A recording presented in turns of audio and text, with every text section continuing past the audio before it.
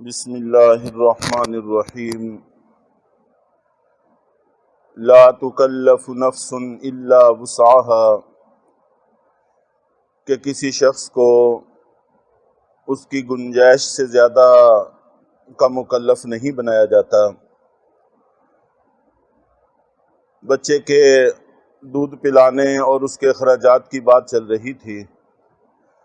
اگر باپ امیر ہے تو اس اعتبار سے اخراجات اس کے ذمہ واجب ہوں گے، اور اگر متوسط ہے تو اس اعتبار سے اخراجات واجب ہوں گے، اور اگر غریب ہے تو اس اعتبار سے واجب ہوں گے۔ جتنی اللہ نے اس کو طاقت دی ہے اس سے زیادہ کا اس پر بوجھ نہیں ڈالا جائے گا۔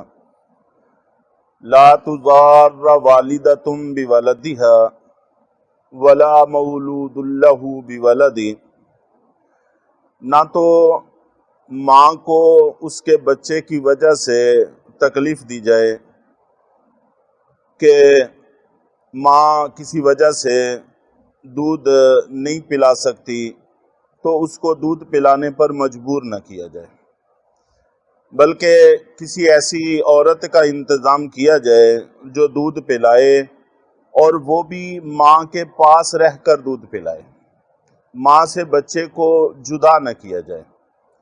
اللہ تعالیٰ اندر کی باتوں کو، حقیقتوں کو جانتے ہیں، بلا وجہ ایک دوسرے کو ستانے کی کوشش نہیں کرنی چاہیے، بلکہ ضرورت کو پیش نظر رکھنا چاہیے۔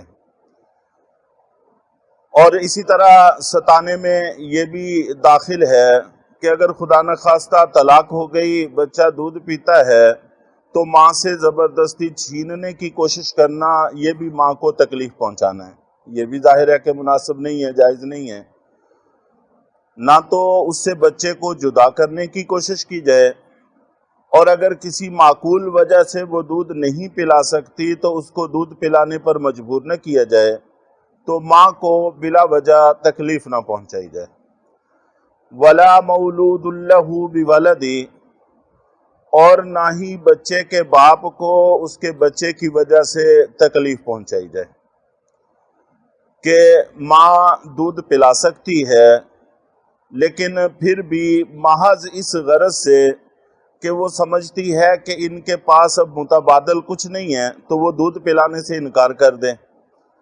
چنانچہ طلاق کے بعد یا جھگڑوں اور رنجشوں کے بعد یہ دونوں صورتیں دیکھنے کو ملتی ہیں۔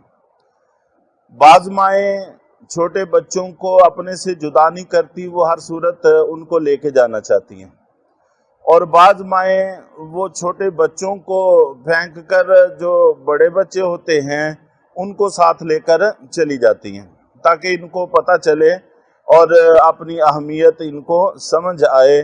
تو یہ دونوں صورتیں چلتی ہیں۔ تو دونوں صورتوں سے ہی اللہ رب العزت نے منع فرمایا ہے کہ اگر خدا نخواستہ آپس میں نا اتفاقی ہو گئی ہے تو ایسی صورت میں بچے کو بھی تکلیف نہ پہنچائی جائے، ماں کو بھی تکلیف نہ پہنچائی جائے، باپ کو بھی بلا وجہ تکلیف نہ پہنچائی جائے، بلکہ جہاں تک ممکن ہو سکے سب فریقوں کو تکلیف سے بچانے کی کوشش کی جائے۔ اور اسی طرح اخراجات باپ کے ذمہ واجب ہیں بچے کے، اور بچے کے ساتھ ساتھ بچے کی ماں کے۔ تو اخراجات میں جتنے عام طور پر چلتے ہیں یا جتنے کی اس کے اندر گنجائش ہے، صرف اتنا ہی تقاضا کیا جائے، اس سے زیادہ کا تقاضا کرنا یہ بھی باپ کو بلا وجہ تکلیف پہنچانے والی بات ہے۔ وَعَلَى الْوَارِثِ مِثْلُ ذَلِكَ، اور اسی طرح وارث کے ذمہ بھی اخراجات واجب ہیں۔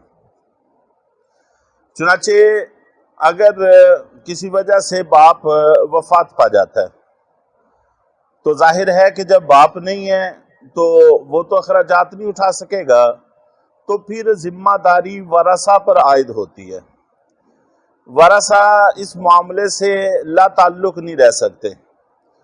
اللہ رب العزت کا نظام بہترین نظام ہے، یہ شروع سے ہی بار بار بات عرض کی جاتی رہی ہے کہ اگر آدمی دنیا سے جاتا ہے تو جن لوگوں کو وراثت میں حصے دار قرار دیا جاتا ہے، اگر اس کی ذمہ داری اٹھانی پڑے تو ذمہ داریوں میں بھی اسی اعتبار سے ورثہ شریک ہوتے ہیں۔ ہمارے ہاں اس اعتبار سے بھی زبردست خرابی پائی جاتی ہے، چاہے بچہ ہو چاہے کوئی بڑا ہو۔ بڑے بھی بسا اوقات ایسی حالت میں دنیا سے چلے جاتے ان کی اولاد نہیں ہوتی، تو پھر بھائی بھتیجے اور یہ لوگ ورثہ ہوتے ہیں۔ تو آج تک کوئی مثال ایسی سننے کو نہیں ملی کہ آدمی دنیا سے چلا گیا، اس کا کوئی بیلنس تھا یا اس کی کوئی زمین تھی، پلاٹ تھے، کوئی جائیداد تھی، اس میں سے کسی نے کبھی کوئی حصہ چھوڑا ہو۔ کوئی مثال ایسی نہیں ملتی، بلکہ کوشش یہ ہوتی ہے کہ اگر ہاتھ پڑتا ہو تو سب کا حق میں ہی لے جاؤں۔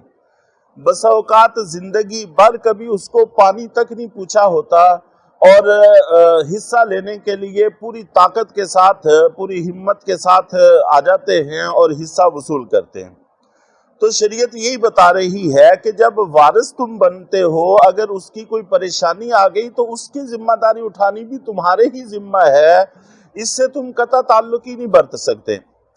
چنانچہ اگر والد نہیں ہیں تو سب سے پہلے دادا اور والدہ، یہ دو وارث ہیں، ان دونوں کے ذمہ اخراجات واجب ہوں گے۔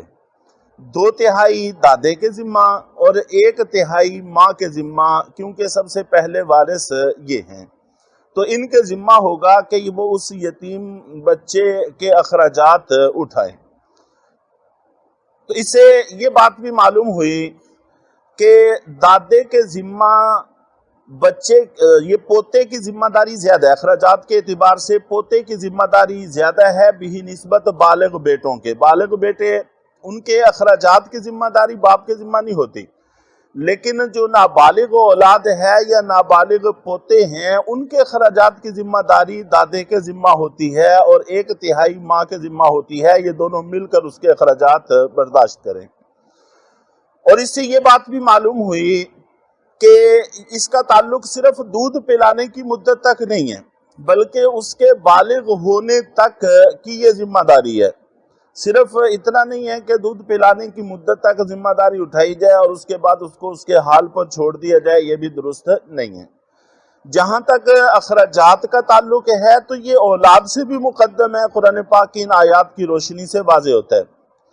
باقی رہا مسئلہ پوتے کی وراثت کا تعلق ضرورت کے ساتھ نہیں ہے، وراثت کا تعلق رشتے کی قربت کے ساتھ ہے۔ وہاں یہ نہیں دیکھا جاتا کہ ضرورت مند کون زیادہ ہے، وہاں یہ دیکھا جاتا ہے کہ رشتہ کون سا زیادہ قریب ہے۔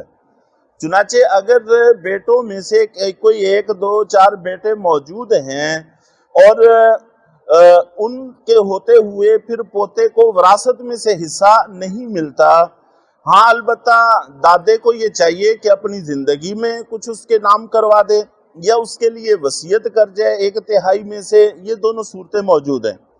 اور یہ جتنا حصہ پوتے کا بنتا ہے اس سے زیادہ کی بھی وصیت کی جا سکتی ہے، اور اتنے کی بھی وصیت کی جا سکتی ہے، اس سے کم کی بھی وصیت کی جا سکتی ہے، جس سے پوتے کی ضرورت پوری ہو جائے۔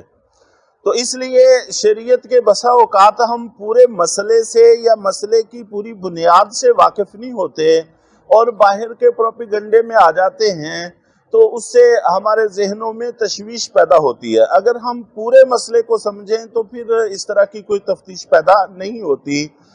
تو بہرحال اگر دنیا سے جانے والے کے پاس مال ہو تو وہ ورثہ کو ملتا ہے، تو جن جن کو ملتا ہے اگر جانے والے کی کچھ ذمہ داریاں ہوں، کچھ قرضے ہوں، تو ان کی ادائیگی بھی پھر ورثہ کے ذمہ ہوتی ہے۔ اپنی ذمہ داریوں سے بھی ان کو کوتاہی نہیں برتنی چاہیے۔ فَإِنْ أَرَادَا فِصَالًا عَنْ تَرَاضٍ مِّنْهُمَا، پھر اگر والدین آپس کی رضامندی سے اور باہمی مشاورت سے 2 سال پورے ہونے سے پہلے دودھ چھڑانا چاہیں، فَلَا جُنَاحَ عَلَيْهِمَا، تب بھی کوئی گناہ کی بات نہیں ہے۔ کسی وجہ سے 2 سال پورے ہونے سے پہلے دودھ چھڑانے کی ضرورت پڑ گئی ہے تو کوئی حرج نہیں، آپس کی مشاورت سے چھڑایا جا سکتا ہے۔ وَإِنْ أَرَدْتُمْ أَن تَسْتَرْضِعُوا أَوْلَادَكُمْ، اور اگر تم چاہتے ہو کہ تم اپنی اولاد کو کسی دائی سے دودھ پلواؤ، کسی اور سے دودھ پلواؤ، فلا جناح علیکم، تب بھی تم پر کوئی گناہ نہیں ہے۔